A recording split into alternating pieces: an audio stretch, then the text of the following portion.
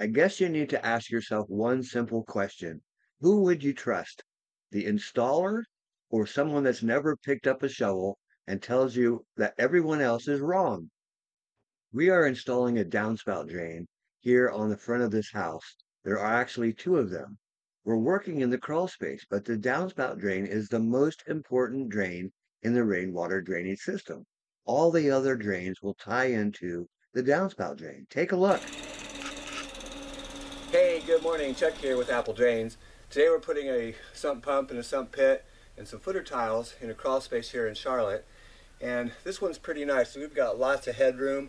Shouldn't take us too long inside, but we also have to drill through this wall, take it outside, connect the downspouts, and send it out to the street. So let's get started. So coming into this crawl space, you can see that it's really narrow and tight to get into the crawl space. Once we come in here though, it's quite nice. We've got almost standing headroom down at the bottom where all the water is draining and where we'll put the sump pump.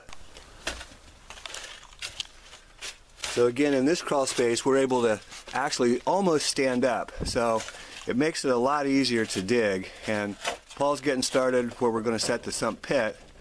But along this wall, which it gets dark back there, but back in the back, we will put a gravel perforated pipe to bring that water down the wall and down here to the sump pit. And this is something that the homeowner could do themselves. This one's really not that hard to do. It just takes a little bit of work, a little bit of labor, a lot of materials, sump pump, sump pit. We'll go over that too.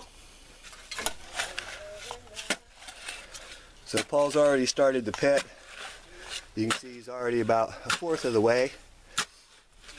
The top of this was real easy, and you can see some tree roots in there. Of course, it's getting into clay now, and really you can just put the soil out here to the side and take your rake and grade it down, and it'll work really good. So he's digging that. Gerald's doing the footers. I'm going outside to run the trencher. Okay, so we're getting ready to start our trench outside to hook up the downspout drain right here.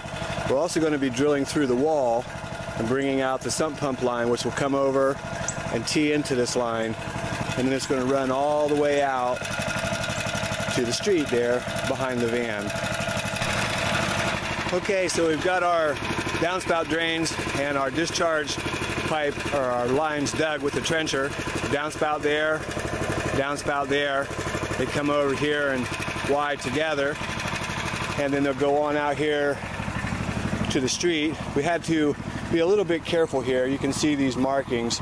This is a cable or a telephone line, and it crosses our trench. So we had to hand dig across there. But most of the roots are cut. We'll bring it right on out here to the end of the truck. Gas line right here, the yellow marking.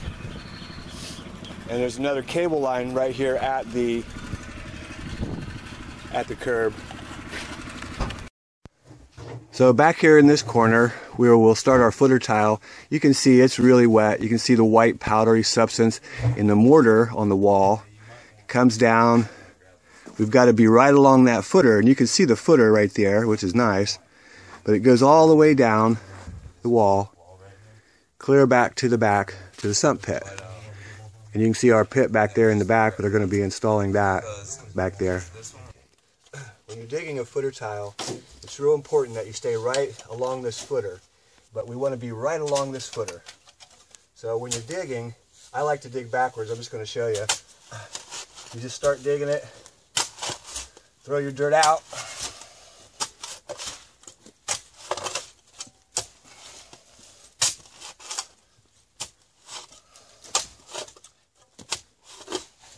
A little bit tough soil, but not too bad. Come a little closer, Gerald. Okay. So you can see, come closer. There you go. We want to be down about 8 inches, and we want to be just a shovel wide. And you can see I'm scraping along the footer right here.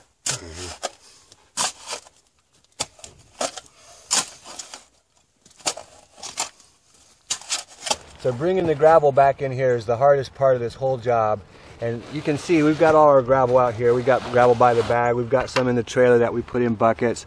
It's all got to go through this crawl space door, and it gets dark back there real quick, but there's actually 2 doors. There's been an addition put on here. So once we get into the main crawl space, it's quite large and a lot easier. But right here at the opening, this is your hard part. And again, we just need to get our gravel back there and this job will be done. Just putting a little base of gravel down here in the trench. Paul's just pulling out some extra soil and try to get it, nice depth. We just need a little base, a couple inches. Yep. And we take that all the way back down through the footer tile so that the perforated pipe sits on the gravel. Because what happens is the water actually floods from the bottom of the trench through the gravel up into the pipe, and then it's carried away to the pit. Okay, so we're ready to set up our sump pit, and first thing we do is turn it upside down. We're going to cut this little nipple off. We just use a hacksaw.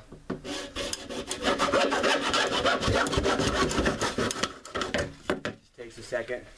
This will allow the inlet line from the gravel perforated pipe, which is the footer tile, to come down into the system and into the pit, and the pump's going to lift it up and carry it away.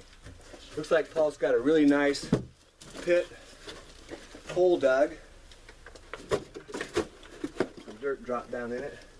Need to clean it out, and that's ready to go. There are several parts to this installation. We're in the crawl space, we're working outside with the downspout drains, core the wall, cut the curb. A lot of dirt dropped down in there. It's a great video filled with how-to tips and so much more. I really hope you enjoy the video and watch all the way through. Let's see if that did it. Yeah, looks good. There's our pit. And sometimes we just use a garbage can lid, which is super strong. We just drill a hole through it for the pipe for the sump pump to come out. So after we cut off that nipple, we're going to go ahead and perforate our pit. A lot of people say, hey Chuck, sometimes you perforate the pit, sometimes you don't. Well, in this crawl space, because it's so graded to this corner, in other words, water runs downhill to the corner, we need to perforate the pit so it doesn't float upwards. We perforate our pit so that as water floods into the bottom of this pit, it actually goes around the outside first. We don't want the pit to flood upward or to float upward. So just drill some holes around the side of your pit. Can you see the high water mark there on the wall?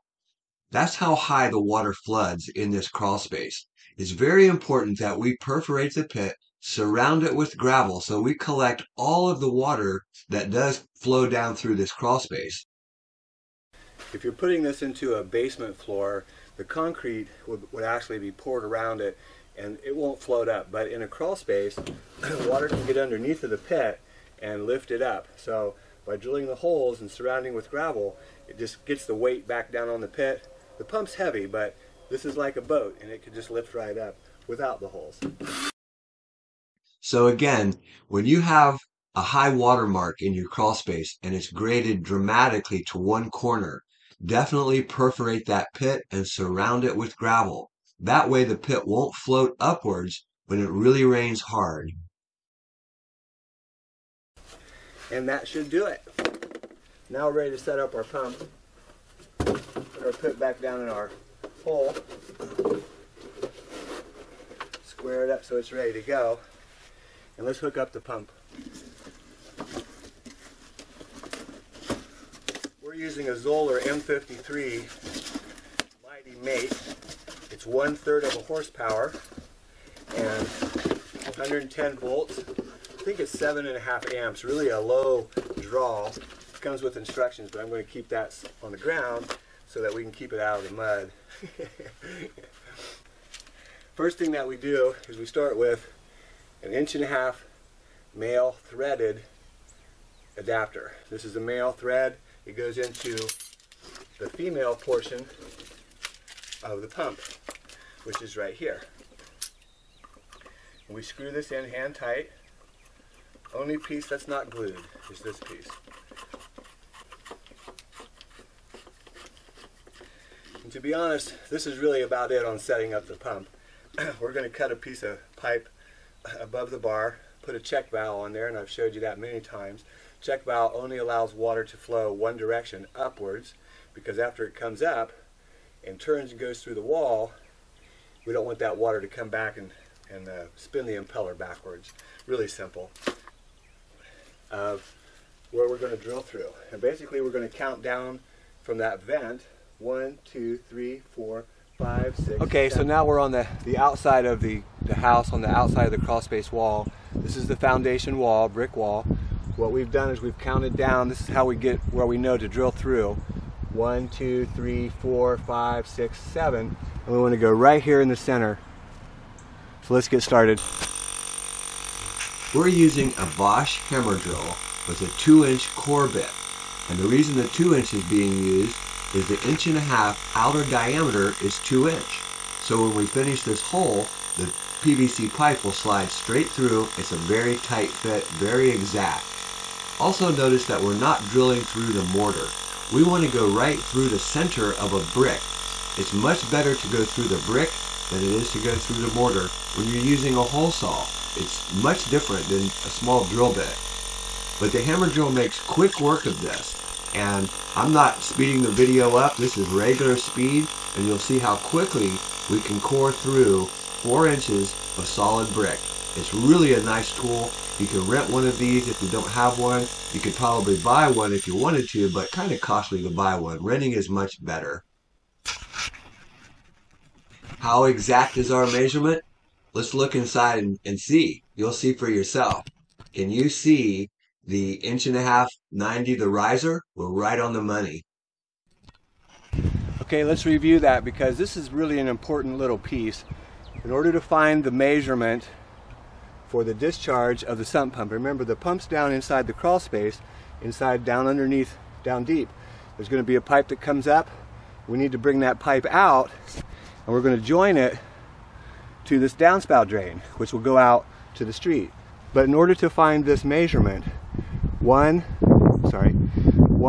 2, 3, 4, 5, 6, 7. And we just came straight down the center of the vent.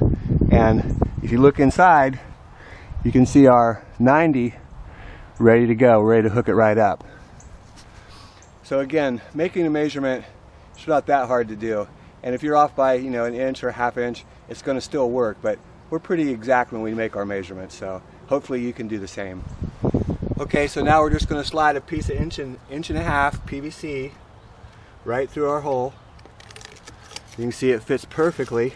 Real nice, tight fit around the pipe. And we're going to hook that up inside here in just a second.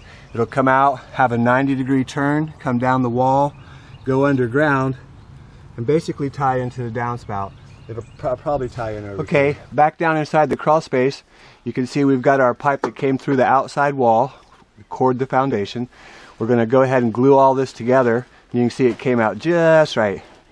Perfect fit on down into the sump pit. Okay, so we've got our perforated pipe we've got gravel underneath of it. Perforated pipe comes into the pit.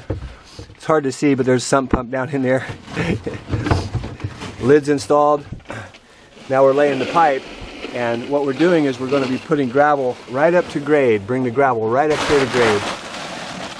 So now we're going to go ahead and pour some gravel here and just see how far our bag actually goes. Don't get it.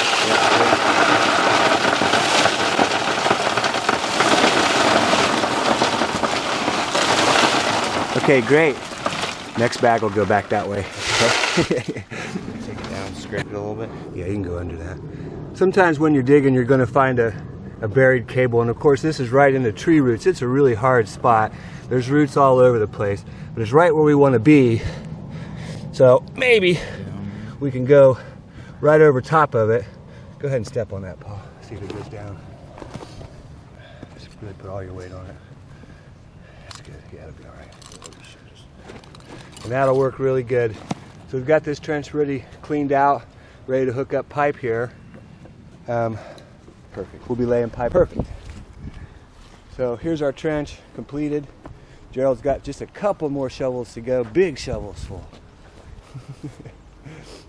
Now that gas line, what will it be? It'll be About 14. So one last thing for us to do is to cut the curb. We could put a pop-up here, but we much prefer to bring the water out to the gutter system in the street. That's where it belongs. It will flow through that gutter system to the storm drain there on the corner. It's by far the best way to discharge water. Yes, you can use a pop-up, but this is much better, and you can see how easy and quickly it is to do.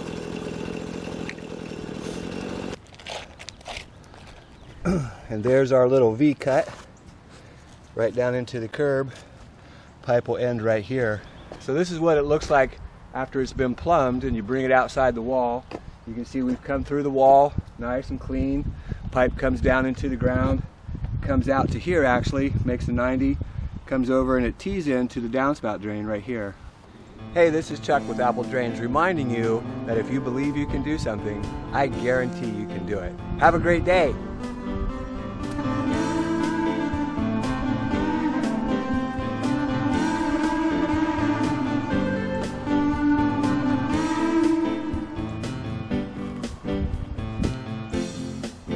So, you know, back in the day, 30s, 40s, even before that, this was called field tile.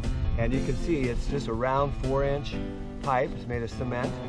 And what they did was at the footer level, if this is the footer right here, what they did was they laid these tiles and they just butted together. And you see that there's a seam here that runs all the way around.